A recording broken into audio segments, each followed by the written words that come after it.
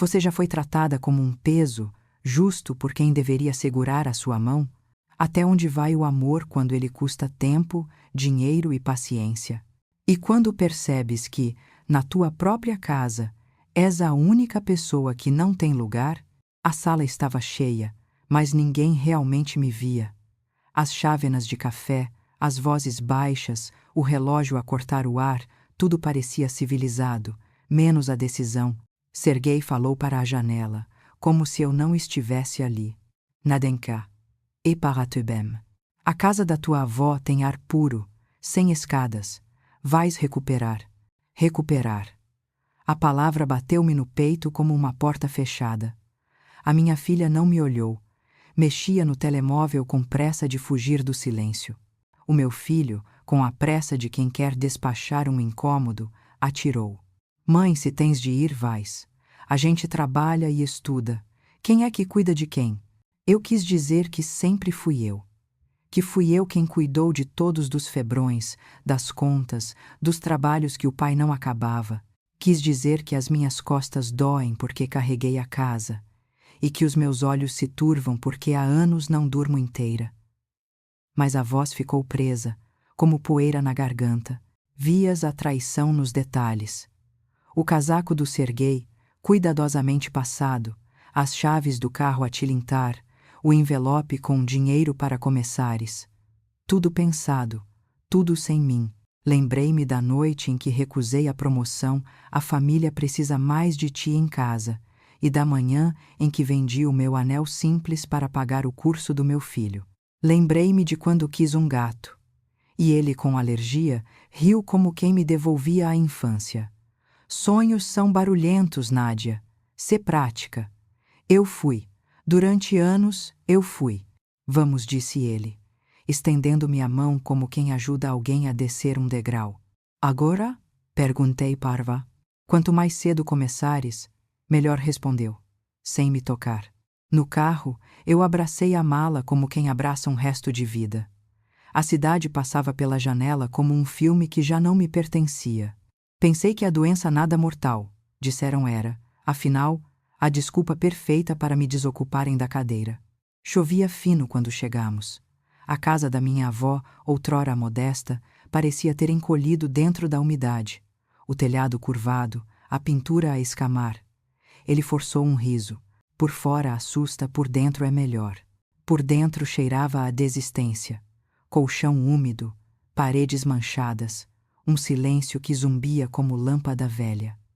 Ele pousou o envelope na mesa, com o cuidado de quem cumpre um protocolo. Cuida-te. Liga se precisares. De quê? Quase perguntei, mas calei. Eu sempre calei. A porta fechou-se com a delicadeza dos cobardes. Fiquei a ouvir o motor afastar-se, depois apenas a chuva no telhado estalado. As lágrimas vieram, não como um rio, mas como uma febre. Entravam e saíam sem pedir licença. Sentei-me na cadeira que vacilava e pela primeira vez pensei, é aqui que esperam que eu acabe. O corpo quer sempre uma explicação, e a mente oferece a mais cruel. É melhor para todos. Para todos, menos para mim. Senti raiva, uma raiva limpa, quase afiada. Raiva de ter trocado todos os meus nãos por sim, eu faço. Raiva de ter ensinado à minha família que o amor é uma conta sem limites, paga por uma só pessoa. Olhei as mãos, as mesmas que cozinharam, escreveram relatórios, seguraram febres e perguntei: e eu? Quem me segura agora? Abri a janela. O ar frio entrou como um aviso. A vida lá fora continua, com ou sem a minha coragem. E foi nessa aragem que uma frase atravessou-me por dentro, tão simples que doeu. Se eu morrer aqui, não será hoje. Respirei. Limpei o rosto. Voltei a colocar o cabelo atrás da orelha como quem põe a própria cabeça no sítio. Não tinha força para milagres, mas talvez tivesse para um gesto. Levantei-me. A cadeira rangeu, a casa também. Eu, não. Peguei no balde. A torneira cuspiu água amarela antes de se render a um fio claro. Acendi o fogão antigo. A chama tossiu e, teimosa, pegou. Pousei o envelope na gaveta não como resgate, mas como lembrança do preço que recusava pagar. Olhei à volta e escolhi um canto para começar. Se alguém um dia me perguntasse onde começou a minha libertação, eu apontaria para aquele mosaico lascado no chão e diria: aqui, onde ninguém daria nada por mim. E, no entanto, havia algo a caminho. Um som pequeno, quase um sussurro, prestes a furar a película do silêncio. Mas isso é a história do próximo capítulo. A noite não caiu, desabou. Quando a porta fechou e o motor do carro virou um ponto morto no longe, a casa respirou um hálito de mofo que parecia sair diretamente do passado.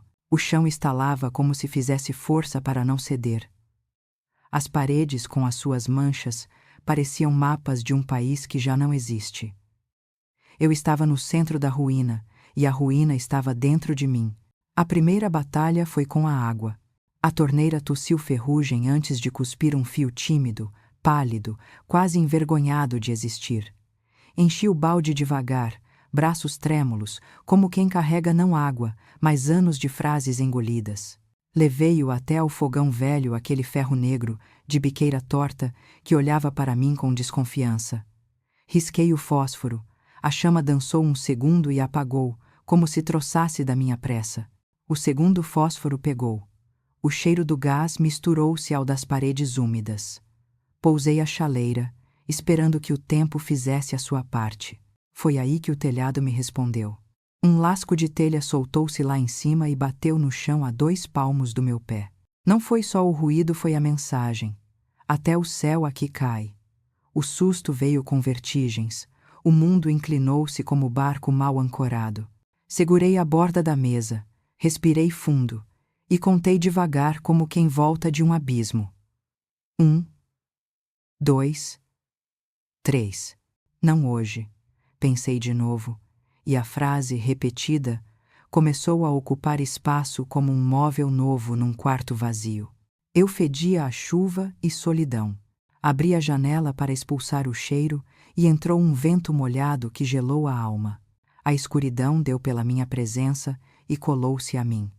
Não havia ruído de vizinhos, não havia televisão longe, não havia risos na casa ao lado. Era como se todas as vozes do mundo tivessem sido recolhidas menos a minha e a minha. Cansada, já não sabia falar comigo. Deitei-me um instante só para descansar as costas, menti e o colchão gotejou na minha pele um frio de adeus. As tábuas, por baixo, choraram antigo. Fechei os olhos e o corpo fez a pergunta que eu evitava. Se morreres aqui, quem vai dar por isso? Respondi com silêncio. Ainda não tinha palavras para salvar-me. Levantei-me de novo, por teimosia. Amarrotei as mangas, escolhi um canto e comecei. Raspei o bolor com a lâmina cega de uma espátula velha. Cada raspagem tirava um pouco de parede e um pouco de mim. Lavei o chão aos quadrados, como se estivesse a desenhar um caminho. Este pedaço vive, agora este. Empilhei as revistas úmidas da minha avó em 2 pilhas. O que presta e o que arde. A cozinha voltou a parecer cozinha, ainda que provisória. A chaleira apitou baixinho, finalmente, e o som, tão doméstico, doeu de bonito. Fiz chá, era morno e tinha gosto de sobrevivência. Mais tarde, a fome chegou com a delicadeza de um ladrão. Abri a despensa e encontrei o nada alinhado. Um frasco de sal, outro de açúcar duro e uma lata sem rótulo. Sorri sem humor. O envelope dele estava na gaveta, a lembrar que a compaixão tem recibo. Fechei-o.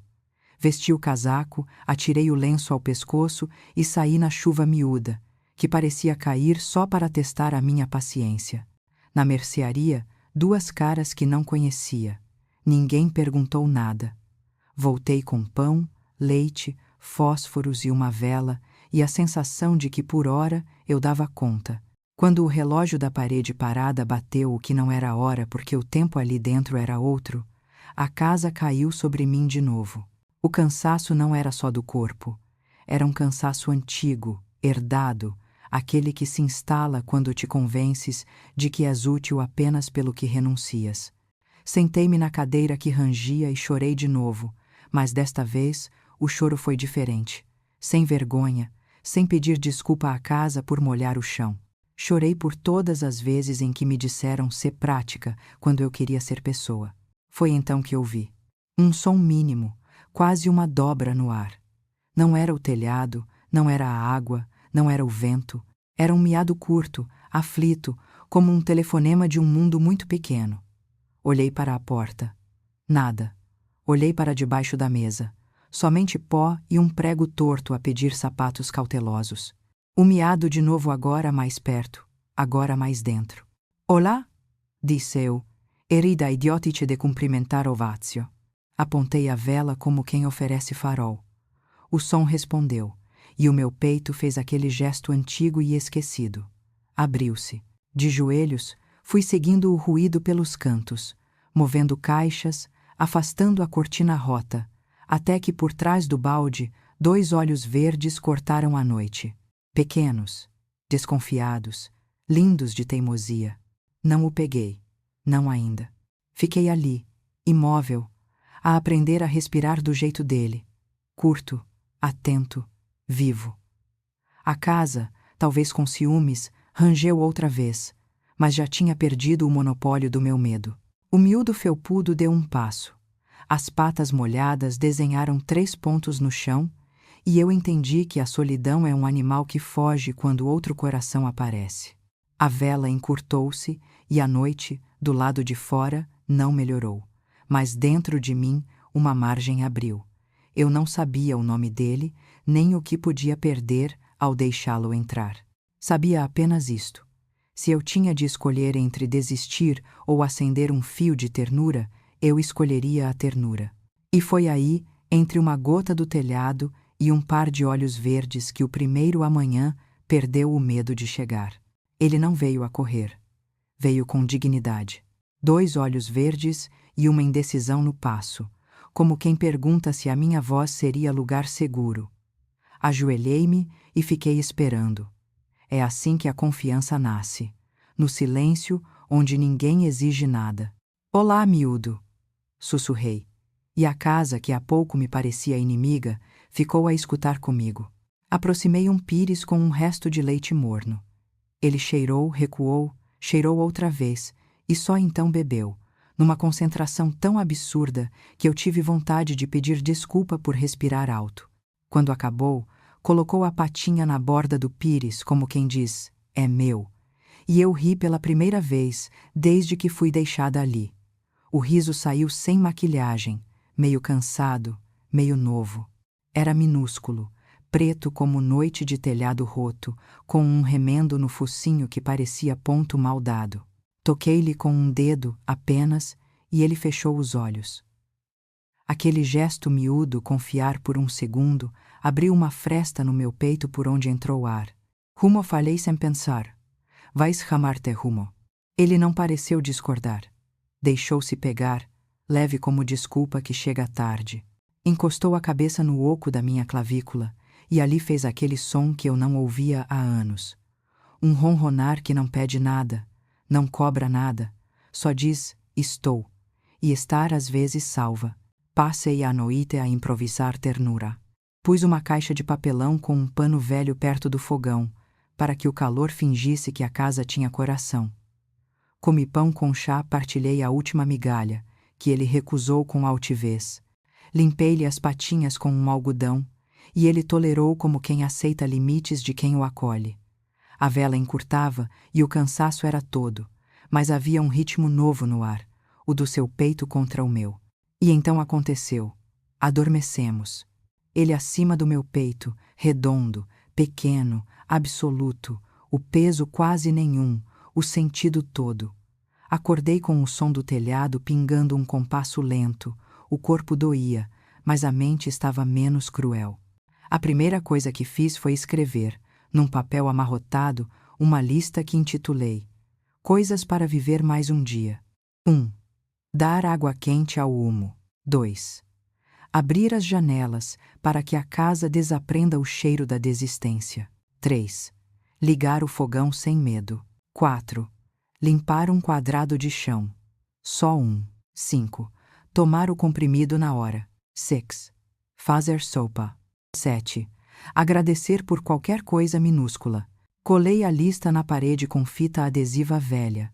Humo subiu a cadeira, olhou para as letras tortas e miou como quem aprova uma constituição doméstica. A cada item riscado, o dia ganhava um pormenor. Um copo limpo, um canto varrido, uma respiração inteira. Eu ainda era a mulher deixada ali para o ar puro me curar. Mas pela primeira vez quem tomava decisões por mim era eu. O conflito, porém, não cessava. Dentro de mim havia duas vozes. Uma dizia: és um peso. O amor deles tem limites. Cata talks down. A outra sussurrava: olha o modo como este ser minúsculo escolheu ficar. Quando o coração queria regredir, Humo lembrava o rumo. Mia baixinho, encostava a cabeça na minha mão e eu pensava: talvez amar seja isto. Alguém que te devolve a ti mesma sem te exigir prova.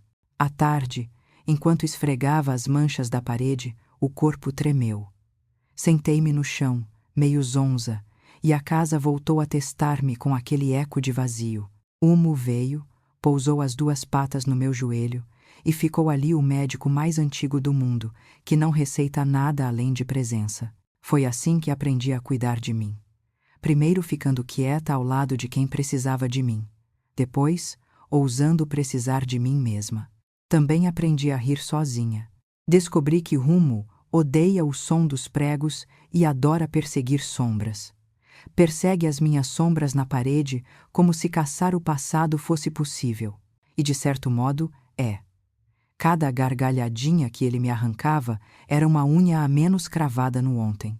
À noite, fiz uma cama mais decente para nós. A caixa para ele, a minha manta a servir de abrigo. Escrevi uma segunda lista. Coisas que já não aceito. Ser a solução de todos e o problema de ninguém. Pedir desculpa por existir cansada.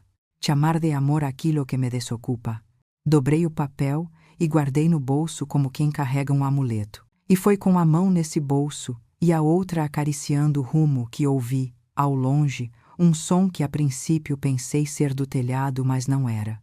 Era um carro a desacelerar, uma porta a bater, passos hesitantes pelo caminho de terra. O coração fez o gesto antigo de se armar, mas a casa, agora com cheiro de sopa, já não me tinha em cativeiro. Batera ma porta. Humo eriçou-se, mas não fugiu. Endireitei as costas, alisei o avental com um orgulho discreto que eu não sabia guardar, e fui abrir. Do lado de fora, um rosto inesperado, não hostil, não exigente, e por trás, um caminhão com pranchas, ferramentas, caixas. O mundo que eu achava esquecido lembrara-se de mim. Nádia? Disse a voz, quente e firme. A tua chefe mandou-nos. Onde é que começamos? Olhei para Rumo, que me olhou de volta com aquela gravidade de quem sabe ler futuro. Sorri não de alívio, mas de confirmação. Eu tinha acendido um fio de ternura. Agora o mundo trazia lenha. Eles chegaram com a energia de quem abre janelas. 3 homens de botas sujas e humor limpo, uma rapariga magra com fita métrica ao pescoço e um caminhão a transbordar de madeira, lonas, caixas de ferramentas. O primeiro sorriu, como se me conhecesse desde sempre. Nadia, certo? A tua chefe disse: arrumem-lhe o teto, e o resto a gente inventa. Arrumem-lhe o teto. Eu quis rir e chorar. Que estranho precisar que o mundo viesse consertar lá em cima para que cá dentro eu respirasse. Humo farejou as botas, enrodilhou-se no meu pé e miou como quem dá boas-vindas em linguagem de brisa. A rapariga aproximou-se do telhado, estalou a língua e disse uma verdade que não doeu. Ainda bem que chamaram. Mais uma chuva e isto desmaia. A casa, durante horas, falou outra língua. Martelos em sílaba tônica, serras como violinos, vozes a medir distâncias que eu nem sabia que existiam. Eu fazia chá, levei canecas fumegantes para mãos frias. Um deles brincou. Esta chaleira devia estar no sindicato. Rimos. Era a primeira vez que o riso não me partia por dentro. Chegaram também caixas com o meu nome. Cobertores, um casaco, massa, atum, uma manta azul que parecia ter sido escolhida por alguém que sabe do que a pele precisa quando o coração se cansa, e um portátil com um bilhete simples, reconhecível na letra: para não te aborreceres, e porque o trabalho sente a tua falta. A palavra falta pousou-me no ombro com doçura. Eu, um buraco? Ou eu, a forma que faltava na engrenagem de um projeto? Talvez ambos. No fim da tarde, a casa tinha outra música. O teto, agora com traves novas, deixou de gotejar a minha paciência. A luz entrou sem pedir desculpa. Na cozinha, enfiei a manta azul sobre as costas, liguei o portátil e o ecrã acendeu como quem diz: estive sempre aqui. O e-mail abriu-se. Lá estava. Regressa como puderes. Remoto, parcial, devagar. Precisamos do teu olhar no projeto Aurora. I've not the cracking on our eyes, others reinforce. Precisavam do meu olhar. O conflito veio, sim. Não se vai embora só porque o teto aprendeu a ficar de pé. Uma voz antiga sussurrava: e se falhas? E se o corpo não aguenta? Outra nova respondeu com a sobriedade de quem já tateou o fundo: se falhares, descansas. Se aguentares, recomeças. Abri um documento, escrevi 2 linhas, apaguei, escrevi outras 2. Ao lado, Rumo adormeceu em cima dos meus apontamentos com a insolência dos que acreditam que tudo há de dar certo. Dei-me horários, coisa que eu nunca fizera para mim. Hora do chá, hora do comprimido, bloco de foco de 40 minutos, pausa para alongar costas que não são de ferro. A secretária improvisada com tábuas limpas ganhou caderno, caneta, uma caneca que dizia: bom dia sem estridência. Quando mandei o primeiro rascunho, a resposta veio mais rápida do que a vergonha. É isto. O teu detalhe salva o conjunto. Eu, detalhe que salva. À noite, um barulho miúdo no alpendre. Abri a porta e encontrei uma repetição que parecia milagre. Um gato miúdo, cor de ferrugem, a olhar-me como quem pergunta se aqui também há teto para os pequenos. Olhei Rumo, que se levantou devagar, aproximou-se do recém-chegado e, depois de um segundo de cerimônia, aceitou-o com um nariz encostado ao nariz. Pois é, murmurei. Ainda cabe mais um. Chamei-lhe Brasa, porque havia calor para repartir. Os dias seguintes foram de uma rotina que me devolvia a linguagem. Eu acordava antes do barulho das obras, abria a janela para expulsar o cheiro antigo, punha água para ferver, respondia a um e-mail com mãos firmes, escava um quadrado de chão e mais uma mágoa de cima da parede. De tarde, eles ajustavam a estrutura. Eu ajustava o texto, o corpo, a coragem. De noite, os 2 gatos dormiam como vírgulas no parágrafo do meu peito. O mundo, aquele mundo que um dia funcionou melhor porque eu sacrifiquei tudo, agora funcionava porque eu me incluía nele. Diferença pequena nos verbos, revolução inteira no destino. E claro, havia o espelho. A certa altura percebi. Eu já não tinha a cara da mulher que pede desculpa por existir. Tinha a cara da mulher que chegou tarde ao próprio resgate, mas chegou. Escrevi mais uma lista e colei ao lado da outra. Coisas que voltei a ser. Útil, sem ser usada. Forte, sem precisar ser dura. Viva, sem pedir licença. Quando o projeto Aurora ganhou forma, sentei-me na escada da varanda a ver as nuvens passarem devagar. O e-mail de parabéns vibrou no bolso como se fosse um coração extra. Agradeci a chefe em 2 linhas enxutas e a mim em silêncio longo.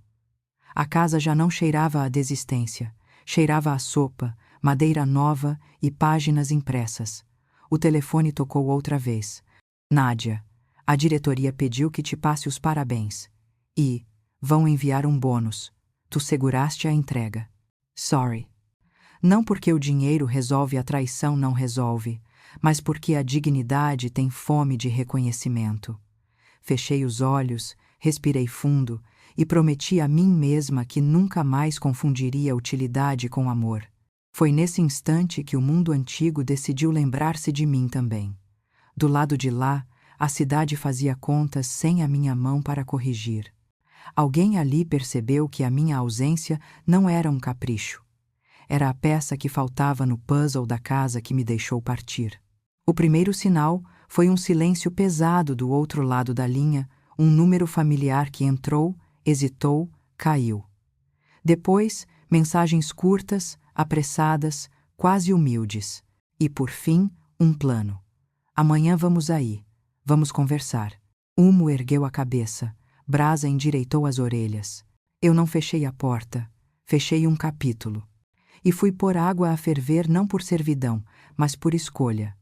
Há visitas que chegam com fome e verdades que só se servem quentes. Soube que viria antes de os ver. As chamadas perdidas, as mensagens sem assunto, o precisamos conversar que chega tarde. Pus água ao lume não por servidão, por escolha. A casa cheirava a sopa e madeira nova. Rumo e brasa seguiam-me, um de cada lado, como 2 pontos de exclamação em guarda. A cancela rangeu. 3 silhuetas no portão. O homem que assinou a minha expulsão e 2 jovens que aprenderam cedo demais a confundir amor com serviço doméstico. Entraram a olhar tudo, o teto firme, as flores no vaso, a mesa posta. Era visível o espanto, quase ofensa. Como é que a casa dos fins tinha virado lugar de recomeços? Vejo que... O campo te fez bem, disse Serguei, forçando um sorriso que tentava parecer dono do cenário. Fez-me escolher, respondi. Queres chá? Sentei-os. Eles não sabiam onde pousar as mãos. O meu filho mexia no fecho do casaco, a minha filha ajustava o cabelo como quem afia argumentos. Esperei. Aprendi nestes dias que o silêncio não é fraqueza, é palco. Mãe, começou ele, duro para não se desfazer. Senti a casa, enfim. A gente anda a 1000. E o trabalho do pai apressou-se à irmã. Há coisas que só tu sabias. Não é o que parece, concluiu Serguei, cortês como quem vende desculpas. É por nós. Por ti também. Volta. A cidade tem médicos, tem... tudo. Tinha tudo, menos a verdade. Eu também conhecia as notícias. Relatórios errados, refeições desencontradas, contas a arder. O colapso de quem nunca soube varrer a própria desordem. E, no entanto, não ouvi uma única palavra que se chamasse desculpa, só volta. Ofereci chá. Eles aceitaram como quem engole o que vem à mão quando o estômago aperta. Humo saltou para o meu colo. Brasa enroscou-se no tapete, de orelha atenta. Fitei-os. Os olhos dos meus filhos fugiram dos meus. Serguei olhou à volta, avaliando o que podia ainda controlar. Isto está bonito, disse, entre dentes. Quem te ajudou? Gente que sabe agradecer. A tua chefe? O tom quis ser neutro. Não foi. E a vila? E eu? Sobretudo eu. A palavra ficou entre nós, como uma pedra que separa margens. Eu. Recordei, em flash curto, a manhã da semana anterior. A porta do gabinete da Drá. Salomé, o som fino do carimbo no papel, a caneta a dar o meu nome a uma decisão antiga com data nova. Guardei o envelope na gaveta e voltei para casa com os bolsos mais leves e a coluna mais alta. Vocês não vieram perguntar como estou, disse, por fim. Vieram buscar o que eu fazia. O meu filho, ofendido na pressa. Mãe, é nossa família. Família não é guichê de emergências, respondi. É casa. E eu fui despejada da vossa. A porta bateu de leve. Miguel, o carpinteiro, apareceu com uma chave de fendas esquecida no alpendre. Cumprimentou, gentil. Serguei enrijeceu a cara àquela máscara antiga de posse, justamente ele que me largou aqui com um envelope e pressa. Não interrompo, disse Miguel. Só trouxe o que é teu, Nádia. Ah, pousou um saco pequeno na bancada, maçãs do pomar da Beatriz. Obrigada, Miguel. Deixa aí. Ele saiu como entrou, inteiro. O ruído da sua bota a afastar-se soou-me como um atestado. Eu agora recebia visitas que não exigiam nada. Serguei respirou pelo nariz, como quem mede um deserto. É isto, voltou à carga. O campo faz-te confusões. Tens gente a meter-se, ideias tolas. Nádia, volta. A casa precisa de ti. Não disse, e a palavra, simples, fez abalo controlado nas fundações da mesa. A minha filha levantou a voz num soluço seco. Mãe, temos exames, prazos, e ninguém sabe fazer nada. Então aprendam, respondi. Sem dureza, só firme. Chegou a idade. Ele tentou a última cartada. Azeite na lâmina. Olha para ti. Estás melhor. Devemos todos ficar juntos. Juntos não é sinônimo de eu a fazer por todos. Abri o aparador. Tirei o envelope. Pousei-o diante de Serguei, sem dramatização. Humo ergueu a cabeça. Brasa passou a pata no focinho, como quem arruma uma frase. O que é isto? Papéis, divórcio, partilha. As prestações da casa foram nossas, mas foi o meu corpo que fez horas extraordinárias. Quero a minha parte, em dinheiro, e a minha paz, inteira. O silêncio teve peso. Eles tentaram enchê-lo com acusações antigas. Egoísmo, disse a minha filha, com pressa de cuspir a palavra que me colaram anos. Não corrigi, mansa. Higiene. Há coisas que já não aceito varrer para debaixo do tapete do coração. O meu filho colocou as mãos na cabeça, perdido entre a criança que fui instruída a criar e o homem que ele terá de inventar sozinho. Tive pena, não culpa. O amor, ali, não era uma dívida. Era a única herança que eu podia oferecer se ficasse inteira. Serguei abriu o envelope. Leu sem ler. Procurou-me como quem busca a chave de uma fechadura que já não existe. Vais mesmo? Não volto para o túmulo de onde saí, respondi. Eu renasci. E renascidos não regressam para morrer. Levantei-me. Os gatos também. A casa não tremeu, eu também não. Levei-os até a porta. O ar da tarde tinha aquele frio honesto que não engana ninguém. Por um instante, pensei em todas as versões de mim que carreguei para chegar aqui. A que engolia, a que explicava, a que negociava. A de agora não discute com desvalores em serra. Podem ir, disse, sem floreios. Se quiserem, podemos voltar a falar quando a conversa for sobre respeito. Até lá, aprendam a casa sem mim. Eles desceram os degraus como quem desaprende a andar. Ao longe, a cidade esperava-os com os mesmos problemas e uma nova ausência. A minha, agora decidida. Fechei a porta não na cara deles, mas na ideia de que a minha vida só valia se fosse útil. Humo saltou para a bancada. Brasa enroscou-se no banco. A chaleira apitou e tudo o que precisava de ser dito tinha sido dito. Ainda havia burocracias, passos legais, dias de pedra e de pão. Mas eu já não estava em fuga. Eu estava em direção. Na manhã seguinte, não acordei assustada. Acordei inteira. O teto não pingava, o coração também não. Abri as janelas e deixei o frio honesto entrar, esse que avisa. A vida começa agora, mesmo que doa. Humo espreguiçou-se como quem assina presença. Brasa fez aquele salto torto que me arranca um sorriso. Pus água ao lume e, enquanto esperava, repeti comigo. Não fugi, escolhi. Liberdade, descobri, não é correr. É alinhar o passo com o que se é. Escrevi uma nova lista e colei ao lado das outras, acima da secretária de tábuas claras. Regras da casa que é minha. O silêncio aqui cura, não fere. Amor não se pede de joelhos. Ajuda não substitui respeito. Trabalho não come saúde. Gatos têm prioridade nos colo e nas pausas. Parece brincadeira. É método. Durante anos, a minha vida coube nos intervalos dos outros. Agora, a minha agenda tem nome próprio. Tomei o comprimido na hora. Estiquei as costas. Respondi ao primeiro e-mail do dia. Havia feedback do projeto Aurora. Exato. O teu detalhe encaixou o conjunto. Sorri sem espelho. Não para provar nada a ninguém para reconhecer-me.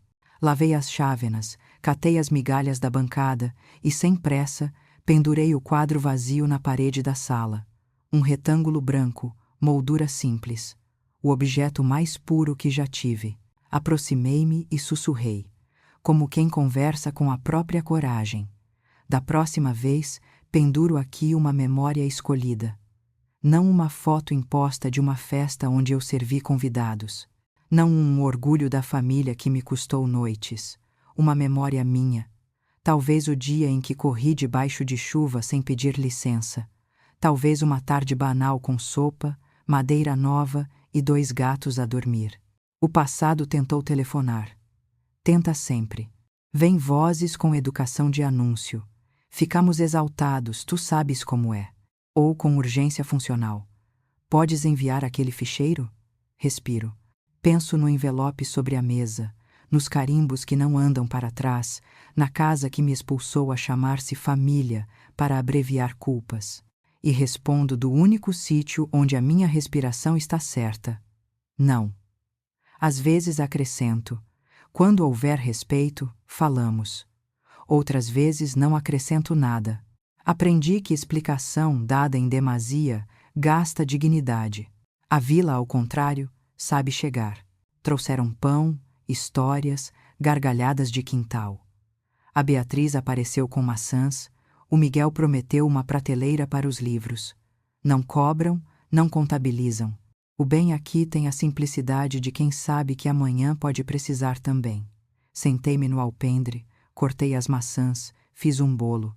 Humo e brasa atravessavam a cozinha como quem patrulha um reino pequeno, e pela primeira vez, o meu corpo habitou a casa no mesmo tempo da alma. Houve tristeza, sim. A liberdade não cura com pressa. Às vezes, na dobra da tarde, eu encolho-me por dentro ao lembrar da mulher que fui, a que confundia ser amada com ser indispensável. Quando a dor pede palco, eu dou-lhe uma cadeira e limites.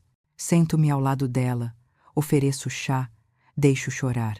Depois, levanto-me com cuidado e digo, agora vamos, e vou. Uma página lida, um parágrafo escrito, uma prateleira organizada. Pequenino, constante. Meu. Recebi outro e-mail. Bônus confirmado. Obrigado por nos teres segurado sem te perderes. Li 2 vezes. Não pelo bônus, embora contas também sejam carne, mas pelo final, sem te perderes. Fiquei a olhar a frase como quem olha um espelho que não acusa, só devolve. Ao fim do dia, a casa tinha um cheiro que não tem nome bonito. Mistura de bolo, verniz seco, papel e gato. Cheiro de vida a acontecer. Acendi a luz baixa, servi-me uma fatia e escrevi no caderno. Liberdade é poder voltar para casa a de fora e a de dentro sem pedir desculpa. Em volta, o silêncio bom, o que não esmaga, embala. A porta bateu levinho. Vizinhos a agradecer uma ajuda de manhã. Entraram com cuidado, elogiaram o quadro vazio. Que foto vais pôr aí? Perguntaram. Ainda não sei, respondi. Quero escolher com o coração descansado. E talvez seja essa a tese se alguma vez precisarmos de uma. Liberdade não é a ausência de laços, é fios escolhidos. É dizer sim com raiz e não com paz. É ter colo para si antes de oferecer ombro ao mundo. É saber que quem te ama aprende a caminhar contigo nunca por cima de ti. Antes de dormir, voltei à cozinha e preparei mais uma lista. Coisas para agradecer, mesmo cansada. O teto que não cai. O e-mail que não me usa. Os gatos que me ancoram. A paz que não pede perdão. O quadro ainda vazio. Agarrei na manta azul, deitei-me. Humo tomou o lado esquerdo do peito, brasa o direito. Entre os dois, o meu coração encontrou lugar. Apaguei a luz com a leveza de quem por fim entendeu. Não foi fuga, foi chegada.